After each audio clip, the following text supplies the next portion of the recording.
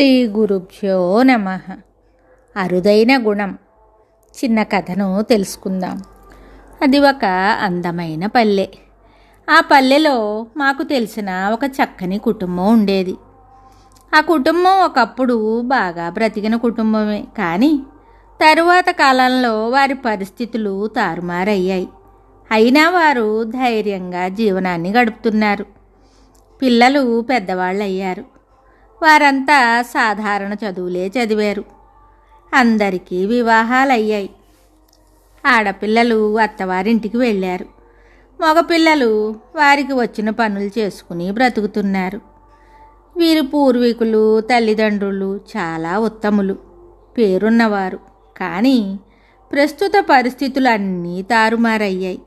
బళ్ళు ఓడలు, ఓడలు బళ్ళు అయినట్లుగా ఉన్నది వారి పరిస్థితి. పూర్వపుణ్యం, తల్లిదండ్రుల అదృష్టం వల్ల ఆ కుటుంబంలోని ఒక అమ్మాయికి సాత్విక స్వభావం, మేలిమి బంగారం లాంటి గుణం, దయార్ద్ర హృదయం ఉన్నాయి.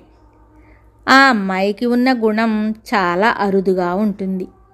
ఆ కుటుంబంలో ఎవరికీ లేని సుగుణం ఆ అమ్మాయిది. అది ఆ అమ్మాయికి దేవుడిచ్చిన వరం. కొంతమందికి మంచి గుణం, దయా స్వభావం ఉన్నా అవి పరిస్థితులకు అనుగుణంగా మారుతూ ఉంటాయి. కానీ ఆ అమ్మాయి గుణం చిన్నతనం నుంచి ఇప్పటి వరకు అలానే స్వచ్ఛమైన మేలిమి బంగారంలాగానే ఉంది. ఆ అమ్మాయి గుణం, స్వభావం అందరికన్నా భిన్నమైనది, స్వచ్ఛమైనది. ఆమెకు ఎదుటివారిలో బంధుత్వం, మిత్రత్వం, శత్రుత్వం ఇవేమీ కనిపించవు.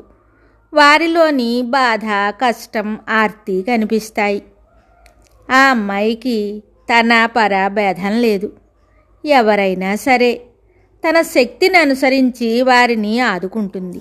తనకు ఉందా లేదా అని కూడా ఆలోచించదు. సాటివారి కష్టం తన కష్టమే అనుకుంటుంది. తన దగ్గర ఉన్న దానిలోనే వారిని ఆదుకుంటుంది. మన దగ్గరది ఇచ్చేస్తే మనకి ఎలా అని కూడా అనుకోదు. అసలు ఆ ఆలోచనే రాదు. ఎంతసేపు ఎదుటివారికి ఎంతో కొంత సాయపడాలి, అంతే ఆమె ఆలోచన. ఆమె ఆలోచనకు తగినట్లుగానే ఆమెకు దైవం తోడుగా ఉండి ఆమె మంచి మనసుని, గుణాన్ని ఎటువంటి పరిస్థితులలోనూ చెదరకుండా దైవం కాపాడుతాడు. ఆమెకు దైవబలం ఎక్కువ. దైవం తోడుంటాడని మేము అనుకుంటాం. ఆమె చేసినంత నిస్వార్థంగా ఎవ్వరూ చేయలేరు. అది ఆవిడ చేసుకున్న అదృష్టం. ఆవిడకు భర్త, పిల్లలు ఉన్నారు. ఆవిడ భర్త చిన్న ఉద్యోగం చేసుకుని పిల్లల్ని పెంచుకుంటున్నారు. అయినా సరే ఆవిడ ఎప్పుడు నేను, నా కుటుంబం తరువాతే ఎవరైనా అని అనుకోలేదు. ఆ కొద్దిపాటి స్వార్థం కూడా ఆవిడకు తెలియదు. అంత నిస్వార్థ సేవాపరాయణురాలు. అంత అరుదైన గుణం ఆమె సొంతం. ఆమె కుటుంబ పరిస్థితి చూసి ఎవరైనా సహాయపడినా ఆ సహాయం ఆర్థికంగా కావచ్చు, వస్తు రూపేణా కావచ్చు, అది ఇంటికి పట్టుకెళ్లే లోపు ఎవరైనా కష్టంలో ఉన్నవారు ఆమె కంటపడితే మనకే ఎవరో ఇచ్చారు, మనమేం చేస్తాం అని తలంచుకుని పోదు. ఆ బాధ కొంతైనా తీరుద్దామని ప్రయత్నిస్తుంది. అది ఆవిడ గుణం. ఇలాంటి దైవగుణం ఎంతమందికి ఉంటుంది?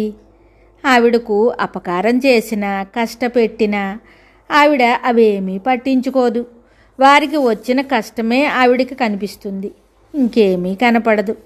అలా సహాయపడటంలోనే ఆమెకు ఎంతో తృప్తి. ఆవిడ సాదాసీదా సగటు మనిషి, మధ్యతరగతి కుటుంబం. అయినా ఇంత మంచి మనసు ఆవిడకు దేవుడిచ్చాడు. మంచి చేసిన వారికి మంచి చేయటం ధర్మం. ఈ కాలంలో అది చేయరనుకోండి. అలాంటిది తప్పొప్పులు పట్టించుకోకుండా తనకున్న దానిలోనే దానం చేసే దాతృత్వం, అన్నింటినీ క్షమించగల క్షమాగుణం, ఎదుటివాని బాధను అర్థం చేసుకునే గుణం, ఇవన్నీ ఆమె సొంతం. ఆమె జీవితం కూడా పూలపాన్పు కాదు. కష్టాలు ఉన్నాయి. ఆమె జీవితంలో అప్పుడప్పుడు వచ్చే అతిథిలా సుఖాలు వచ్చిపోతుంటాయి.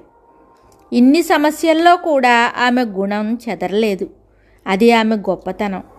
మనం కూడా ఆమె అంత కాకపోయినా కొంత స్వార్థం విడిచి మంచి చెయ్యాలి, మంచినే ఆలోచించాలి, మంచినే మన తరువాత ఈ భూమి మీద మిగిల్చాలి. ప్రతి ఒక్కరూ జీవితంలో సంపాదించవలసింది ధనం కాదు, మంచితనం. మంచి అనే 2 అక్షరాలు. అవి మన మనసుకి ఎంతో తృప్తినిస్తాయి. అంత అరుదైన మంచి గుణం గల మనిషి ఈ కాలంలో ఉండటం, కాలానికి పరిస్థితులకు అనుగుణంగా మారకుండా ఉండటం చాలా గొప్ప విషయం. ఆమెకు ఆ దైవం తోడుగా ఉంటాడు. అంత గొప్ప గుణం ఆమెకు దేవుడిచ్చాడు. దైవం అంటే ఎక్కడో ఉండడు, ఎక్కడి నుంచో రాడు. అదంతా మన భావన మాత్రమే. దైవం మనలోనే, మనతోనే ఉంటాడు. మన ప్రవర్తనే, మన మనోభావమే దానికి ఉదాహరణ. మనం మంచిగా అందరి క్షేమం కోరేవారమైతే మనలో మానవత్వంతో పాటు దైవత్వం కూడా ఉంటుంది. ఎంతసేపు స్వార్థం, ఎదుటివాడిని నాశనం చేసి మనం అందలం ఎక్కాలనుకోవడం రాక్షస ప్రవృత్తి. తను బాగుపడాలనుకోవటం, తను సంతోషంగా ఉండాలనుకోవటం తప్పు కాదు. కానీ తను బాగుపడడం కోసం ఎదుటివారిని నాశనం చేయటం తప్పు. ఎదుటివాడిని బాధపెట్టి తను సంతోషపడటం తప్పు. సన్మార్గమే దైవం, దుర్మార్గమే రాక్షసత్వం. ఇవి 2 ప్రతి మనిషిలోనూ ఉంటాయి. ఏ గుణం ఆధిక్యతను పొందితే మనిషి అలా ప్రవర్తిస్తాడు. కానీ ప్రతి ఒక్కరూ సాధన మార్గాన్ని అవలంబించి సన్మార్గంలో ప్రయాణించి భగవానునిలో లీనమవ్వాలి. ఇది ప్రతి ఒక్కరి కర్తవ్యం. శుభం.